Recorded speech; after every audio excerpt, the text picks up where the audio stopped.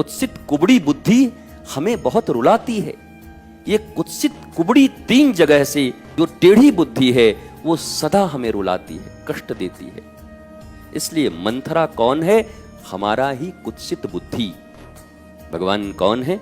विवेक, विवेकवान जो होते हैं वो बुद्धि के ऊपर सवारी करते हैं। इसी भाव से अपने जीवन को जिए, आनंदित रहें, ऑलवेज बी हैप्पी। और इसके लिए जरूरी है जरा मुस्कुराइए, मंथरा को दूर भगाइए। मंथरा न भागे तो खुद भाग जाइए, और मंथरा का असर पड़ गया हो तो सद्गुरु शरण में आ जाइए।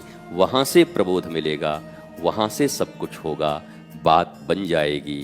गुरु के चरण में, संत के चरण में, भगवंत के चरण में बैठते ही मंथराओं का काम समाप्त हो जाता है। मंथरा ज्यादा काम नहीं कर सकती। कैकेयी के पास राम बैठे होते तो थोड़ी मंथरा ये सब कर सकती थी। अजी छोड़ो, भरत भी होते तो नहीं होता। भरत ननिहाल चले गए थे। भरत शत्रुघ्न कहाँ गए? ननिहाल। राम जी थोड़े व्यस्त थे, बिजी, उनका होना था। कैकेयी पड़ गई अकेले, और कैकेयी की साथी कौन मिल गई? मंथरा। सो 1.5 मिनट में खेल पलट दिया। पति का स्वर्गवास, भगवान का बनवास, और बेटा 20 फुट नीचे जिसके लिए राज मांगने गई थी, वो भरत भी 10 फुट गड्ढे करके 14 साल तक रहे। क्या मिला उसको? ये कुत्सित कुबड़ी बुद्धि हमें बहुत रुलाती है। ये कुत्सित कुबड़ी 3 जगह से जो टेढ़ी बुद्धि है वो सदा हमें रुलाती है, कष्ट देती है। इसलिए मंथरा कौन है? हमारा ही कुत्सित बुद्धि। भगवान कौन है? विवेक, विवेकवान जो होते हैं वो बुद्धि के ऊपर सवारी करते हैं।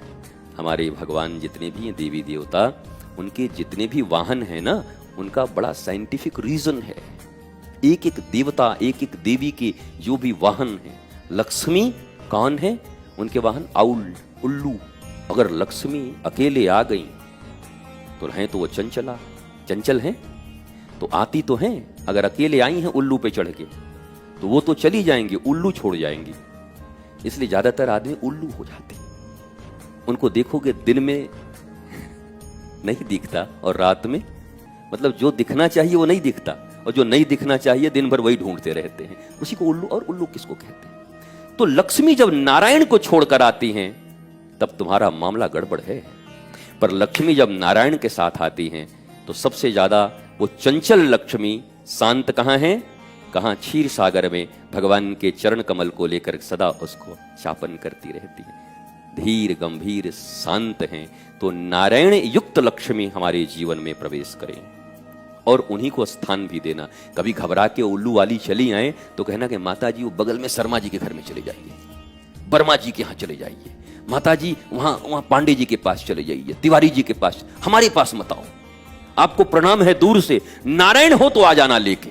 तो लक्ष्मी खुश हो जाएंगे। वाह, सच बोल रहा है कि झूठ बोल रहा है? सच बोल रहा हूं, दरवाजा बंद है, जाओ। और ये महाराज जी, दुनिया में ऐसा कोई माई का लाल है कि लक्ष्मी आवे दरवाजा बंद कर दे? हाँ भैया, उसी को शायद संत कहते हैं, साधु कहते हैं। अकेली लक्ष्मी का स्वागत कभी नहीं करते वो। उनको पता है ये बुद्धि बिगाड़ देंगी आएंगी तो। नारायण दिखते हैं तब कहते आओ माते, आओ आओ आओ, आपका स्वागत है, आपका स्वागत है। भैया बुद्धि अगर केवल हो, एंड सो कॉल्ड इंटेलेक्चुअल्स, ये खतरनाक लोग हैं। इस दुनिया में जितने भी बौद्धिकता के दम पर जीने वाले लोग हैं, और हम कहते हैं ना कि बौद्धिक लोगों का एक संगोष्ठी है, सावधान रहे ना बौद्धिक लोगों से। मैं बहुत प्रामाणिक तरीके से कह रहा हूं, ये जो सिर्फ बुद्धि के बल पर चलते हैं वो भ्रष्ट हैं, तुमको भी भ्रष्ट कर देंगे। विवेक अगर नहीं है उनके पास, सरस्वती विद्या है, उनका वाहन क्या है? हंस। हंस का गुण क्या है? नीर और क्षीर को अलग अलग करता है, दूध और पानी को। जो शाश्वत और नश्वर में विभेद करते, कौन सदा है कौन मिटने वाला है, इसका भेद जो जानता हो उसको परमहंस कहते हैं। इसलिए संतों को कहते हैं परमहंस स्वामी। परमहंस जी है, परमहंस है। हंस, हंसों में भी परमहंस जो शाश्वत नश्वर, इनका भेद करते, ज्ञान अज्ञान इसका भेद करते, और शाश्वतता को चुन ले, नश्वरता को हटा ले, वही जीवन में हंस हैं।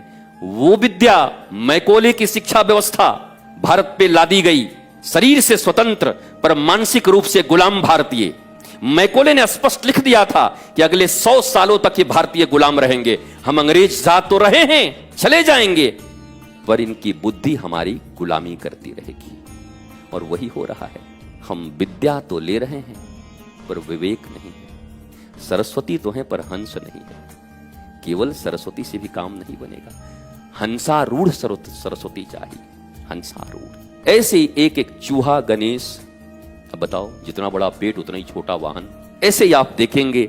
ओ हमारे यहां तो शीतला माता गधे पे बैठी हुई, गर्दभ पे, शीतला माता एंड गर्दभ। तो आदमी सोचता है ये हिंदुओं का हो क्या गया है, सनातनियों का। अरे भैया, science behind rituals you have to know. आपके पास नॉलेज नहीं है, आपने बस देखा है, फोटो देखे हैं, आप शुरू हो गए हैं। एक एक देवी, एक एक देवता के वाहन, उनके अस्त्र, उनका भोग, उनकी तिलक पद्धति, इन सबके साइंटिफिक रीजन, सबके वैज्ञानिक रीजन। और आप जब सोचेंगे, देखेंगे तो आश्चर्यचकित हो जाएंगे। इतना विकसित विज्ञान था, इतना समझदारी पूर्ण विज्ञान था हमारे यहां पर। विज्ञान और धर्म में कोई अंतर नहीं है। इसको मैंने कई बार कह दिया है कि साइंस एंड नॉलेज में कोई अंतर नहीं है। ज्ञान, नॉलेज, विज्ञान, साइंस। नॉलेज एंड साइंस में अंतर क्या भैया? ये दोनों को ऐसे ऐसे साबित कर दिया है। ये क्या है? ये धार्मिक लोग हैं। ये क्या है? ये साइंटिफिक लोग हैं। ओहो, साइंटिफिक। एंड ये स्पिरिचुअल लोग, स्पिरिट से निकला स्पिरिचुअलिटी। जिसके जीवन में स्पिरिट है, दैट मीन्स वो स्पिरिचुअल है। जिसके जीवन में उत्साह है, उमंग है, तरंग है, रंग है, जिसको जीने का ढंग है, वो स्पिरिचुअल है, क्योंकि स्पिरिट उसके भीतर है। एक एक शब्द हिंदी हो, अंग्रेज तो शायद जानते भी ना होंगे इसको, वो संधि विच्छेद क्या समझेंगे, पर हिंदी हो, संस्कृत हो या इंग्लिश हो, अगर कोई विद्वान मिले तुम्हें कभी, परमहंस मिले, तो एक एक शब्दों को तोड़ तोड़ के तुमको अर्थ बता देगा और तुम्हारा जीवन सुंदर हो